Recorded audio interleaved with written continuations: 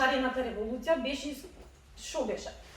Беа искористени и тогаш бевме супер и одговаравме. А сега не одговараме, не вклучуваат во ниедна активност и сме безгласни букви. Значи, тоа е најголемата трагедија и иронија. Значи, за неколку години се смени се.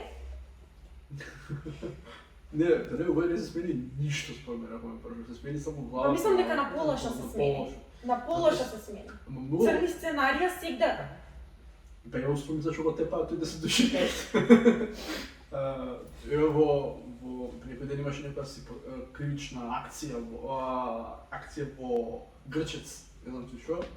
И тие што избегна наркопослови, на иста слика со нашите министри. Председател. Да.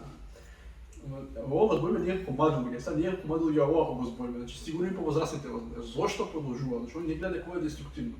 Ние како млади луѓе да се обединиме, да правиме некој јавност, да кренаме галаман, да го актуализираме проблемот, да се реши, да бараме нас, тоа можеме да го направиме. Меѓутоа ние како млади ја немаме, сепак и како поединци, немаме делегирано таа официјална позиција.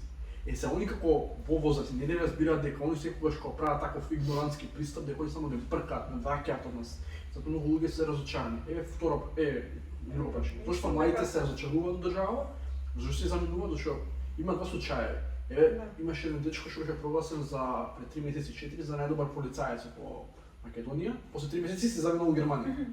Значи, што е тоа што мисли дека се разочарани зашто младите се заминуваат од држава? Како студенти генерално? Искрено, прво најголема работа што од други држави ти нудат некој пат самите повеќе, дали заради плата, дали заради, не знам, подобро школување, или било што тоа што кај нас со држава не го гледа до тој степен. Или ако речат, ќе речат еве повеќе добие стипендија, ама не се одржуваат до крај до тој дел. Ја прекинуваат до некој. Така да тоа е една од големите причини што може да се рече. Второ, исто и со работата, да бидеме искрени. Тука плата нормално минимална 300 евра. Сепак, ајде да речеме и за устранство, други цени за живот, друго сепак има некој начин на поорганизираност у животот и утрошењето. Таму кога има попуст, има стварен попуст. Кај нас попустот е многу мала разлика која ќе видиш. Што мислиш дека тој момент на кршење, тој момент на кршење, сакам некој прифатле, што само сакаш да се заминеш од држава. Буквално, не да... Значи, самата држава го предизвикува тоа кај луѓето. Не знам, ја мислам дека сите имаме она типен поинт, значи ти се собира и еден ден ќе ти пукне и решаваш да се замине затоа што гледаш дека ништо не се минува во држава. Еве на пример, сите кога зборува за претходната политичка гарнитура, вака, така, онака, дојде нов живот, подобар живот. Некои сме сложни дека ВМРО беше хаос од тие предходните 10 години. Ама не можеме да продолжиме, ако ти биле лоши да продолжат на ист систем како нив и да мислиме сега дека се подобри, само затоа што не се думат. Тој е хибриден режим што го зборува. Значи не е хибриден режим затоа што СДСМ е хибриден режим, тоа затоа што претходната власт, заедно во соработка со сегашната власт, тие функционери, целосно го имаат узурпирано цел систем. Тој е хибриден режим што го зборува, значи не е хибриден режим СДСМ како СДСМ, туку целиот систем е хибриден, што и претходната власт, режимската и сегашно има некој вид на еволуција во самата функција, нека ново тело што ние сега е прв го гледаме држава. Живи си ликови се, нема нешто ново. Венко Филипче беше советник на Никола Тодоров. Значи, зашто мислиш дека не ти генерално зборам, зашто мислиш дека некои други резултати ќе се постигнат? Има доктор Павловски, речено кој што зборува јавно и отворено дека не треба да се пуштаат карантини, дека за маските да го збори објективно, сите зборат, не, ќе имаме сега избори, пописи ќе имаме, утре ќе имаме ова, ама има корона, па сега не имаш луѓе што постојано е страшна ситуација, имаш rigorозни мерки во уведено, да речеме, и ти зборуваш, сега ќе имаме попис, ќе има избори, претходната година не имаше парламентарни, па како имате се ова може да се спроведе, СДС имаше да имате партиски избори, и тоа во време на корона, и као, значи, они цитираат само за политичка агенда, не само СДС, и ВМРО генерално, они сега го злоупотребуваат тоа со здравје, оставка на Венко, добро и брати, ќе треба да гласаме ние за ВМРО пак? Тоа, значи, тоа исто, мислам, сакав да го кажам, истите ликови се вртат, значи, секој што ќе дојде на власт станува таква декадентна лисица, значи, хиена, браво. и само сакаат да го задржат столицата, пошто нели тоа им е убаво си има. И ние гледаме дека ништо не се менува. Така беше од време на ВМРО, така е сега, значи ние верувавме дека нешто, ја не верувам дека ќе се смени, ама младите веруваат другиве, да, пошто не верувам дека ќе се смени, едноставно, значи ако почнеш насилно, значи така мислам дека ќе се провлекуваат сите години. Да, карма некоја е, да. Да, значи еве на пример по Груевски како дојде, како го симна, така си отиде. Истото се случува, мислам дека потребно ни фали трета партија, малце да не освежи на политичката сцена, политичката арена, ева пасија го имаме.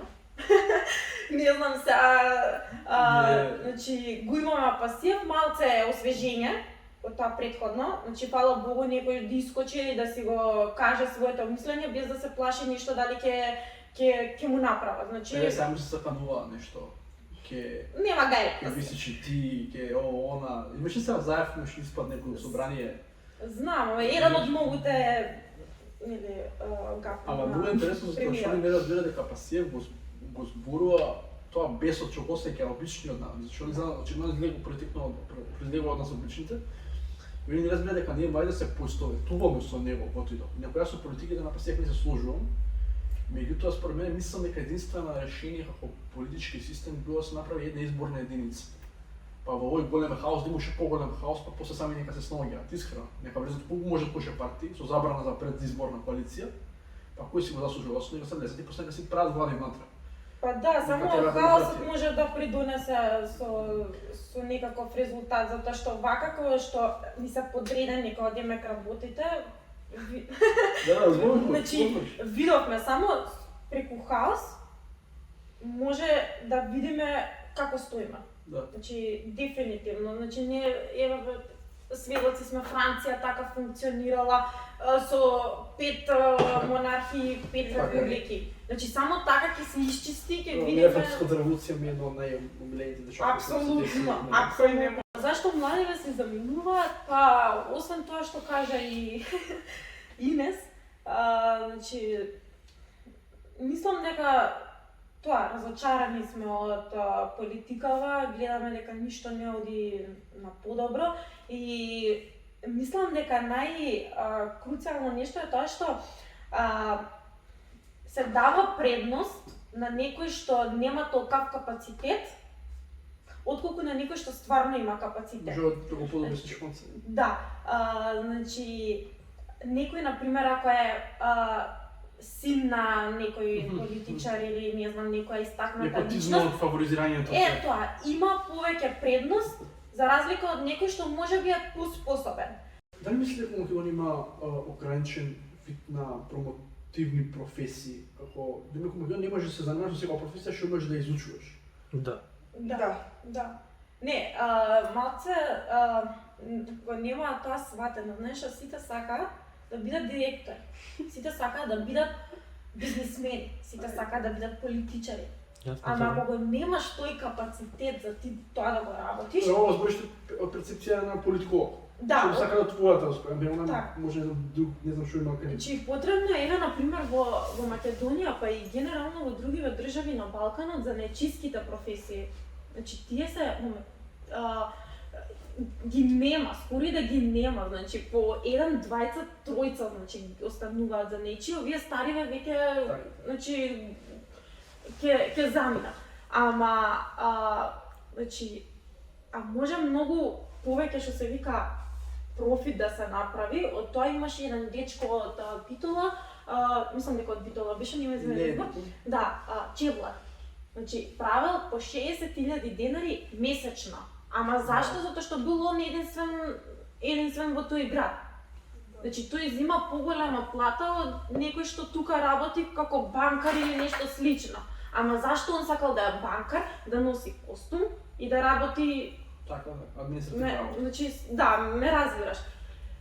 тоа е проблемот кај нас. Значи работа може да се најде. Секој спомна ова, Арно ме потсети. Има и млади кои што сакаат да седат тој комфорт зон, да бидат дури приходат па да гораст. Дечкото го збореше, него ми успеха ако влегува некоја сјадне се работа, влегува толку завршил со него живот.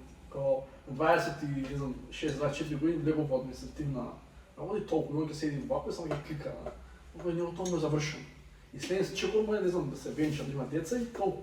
Добро, тоа е секој различно. Секој различно, меѓутоа пак мислам дека, знаеш, како само напредувањето кај нас моите, не моите, како луѓе генерално не достигат.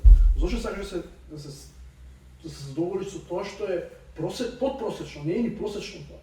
Значи ти се задоволиш да бидеш обичен административец и после па тие што се во јавна соба. Тие сите се подпросечни ликови кои што седнале таму да земаат плати и брат види ова или и пуштат видеа и снимки. Тие се тие. Зошто се задоволуваат со тој криминал? Зошто го прифаќаат тој некој коруптивен систем? Значи кога они после ќе го осудат исто. Затоа што општеството не им нуди нешто друго. Значи конкретно Македонија не им нуди ништо. Они, знаеш како се гледа тука во Македонија, значи ако сакаш да успееш, мора да се занимаваш или со нешто криминално, или за да имаш пари, мораш на нешто криминално, или мора да имаш партиска книшка. Значи, или криминал, или партиска книшка, па ти одлучи кој повише ти одговара. Може би партијата се занимава со тоа криминално, пак се враќаш на тоа. Тоа сигурно, значи пак двете ги имаш како и да. Значи, тоа е тоа што не дава простор за трета опција, значи за избор. Значи, или криминал, или партија.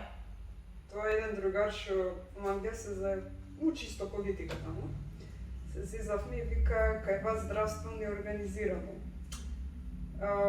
Ќе шедам школарината, светот се е неорганизирано, али криминалот ви е на прво место организиран.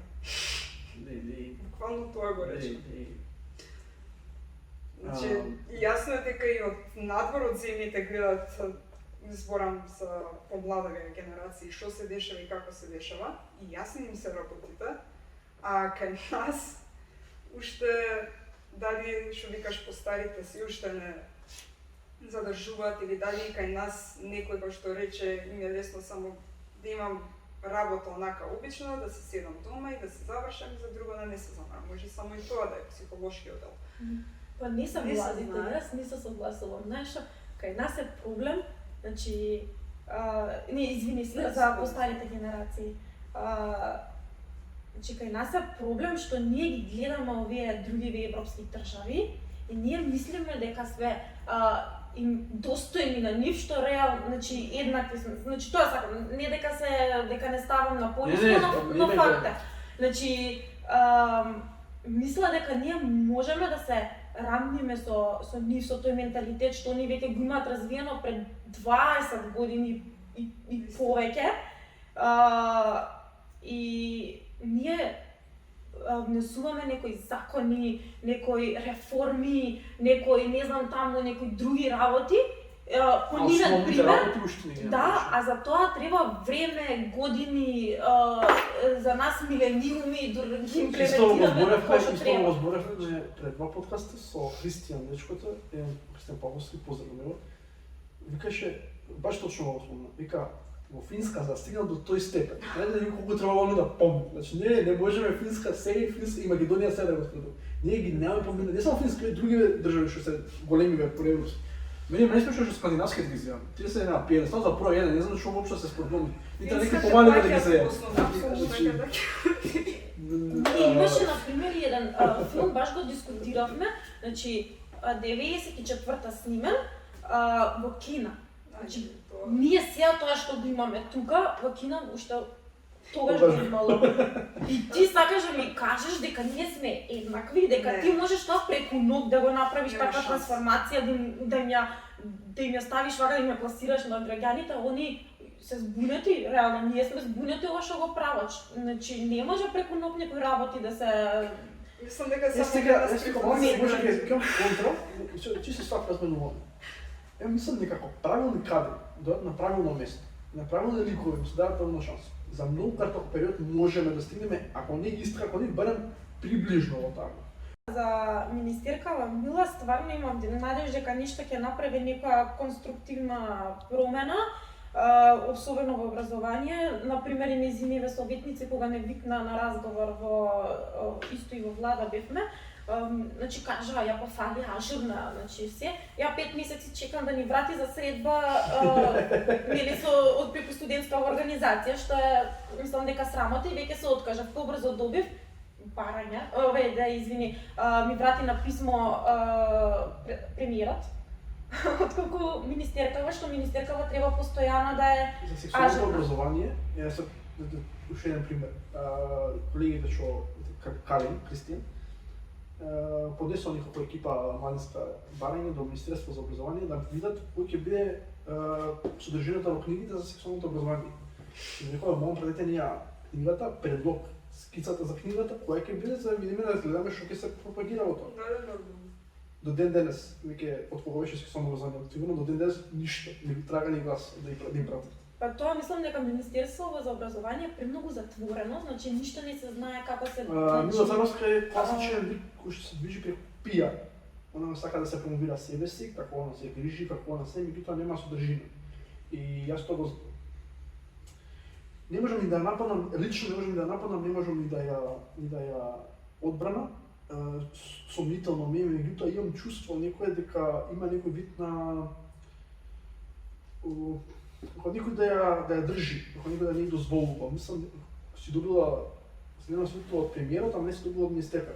Тоа што ти кажа пуше дека треба него да го прашаш што ќе се спроведува, а не да прашаш со министерка, она чека од него одговор. И затоа мислам дека ја немав никакво очекување од Царовска, затоа што малку тоа тури социјалот толку многу што ја фалеа, не беше баш така како што го зборија, во економијата не се снајде, а во образование кога беше делот за промената на историја заради Бугарија, тогаш се виде дека она можеби не сакаше, меѓутоа било потисната од некоја дека мора да направи тоа, ултиматум ја дадено. И после на присутно на се албанските за географија саќе да смени нели општествени науки саќе се предава, нема биде тоа историја и географија, тоа ќе биде споено во едно, не знам како сега. Да, Како се го нарекува предметот. Што беше? На кратко погреб. да,